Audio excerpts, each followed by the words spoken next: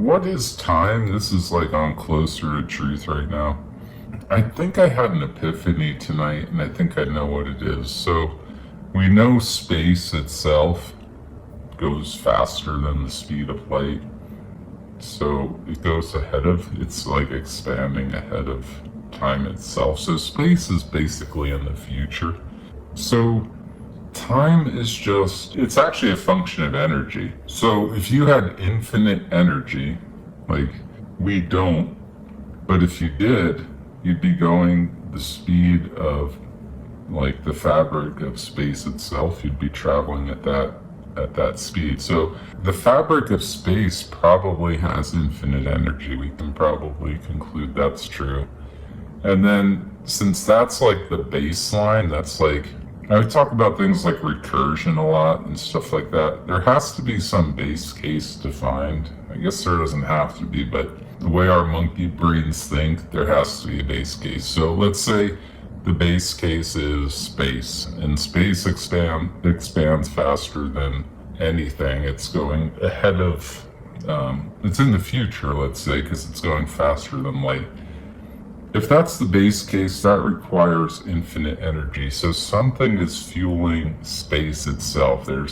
We can say something is fueling that and giving it infinite energy. It actually gives like credence to things that are like external, like brains, and like something has to be feeding space to make it have infinite energy to go faster than the constant of light. So if we have that as like the recursive defined base case, let's say from like computer programming, well then at that point, everything else in the entire universe becomes a function of really like its energy state.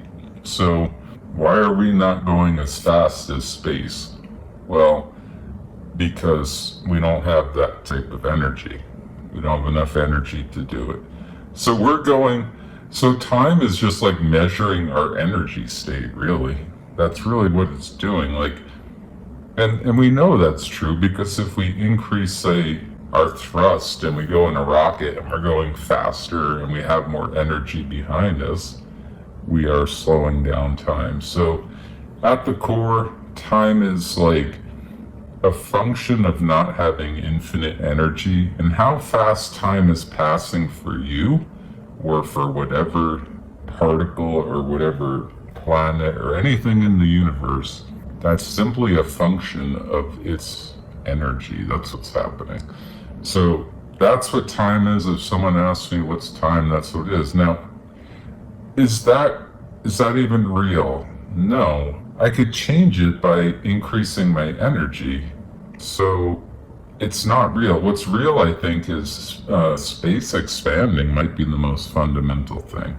That's kind of what this says, at least in our current framework of physics. I think if you go to like string theory and you start getting into concepts like brains and stuff like that, there's probably a brain outside of our, bubble universe or whatever you want to call it, that is fueling or giving energy to space to make it expand that fast. It has to, again, I hate to use words like has to, but logically something is probably making space expand that fast, some type of energy.